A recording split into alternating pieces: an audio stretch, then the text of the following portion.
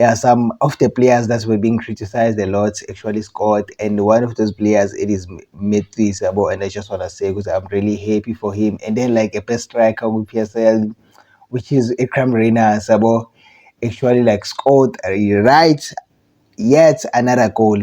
What I want to say, yet another goal. Yabo. Like at this point, I'm just tired of like lazy moto one Reina Sabo, because there's nobody also in the lie somehow. Yeah, but just like keep on doing it again and again and again and again and again. And already like on this season, with PSL, about the boy has already contributed boma six contributions kwinto kwi-league, and that time they have played about like not about like they have actually played 8 matches about, which is somehow mad, and also which is crazy with like a fatigue and stuff, because they're just playing a game after like they're just getting time to 2 days to rest or 3 days maximum yabo.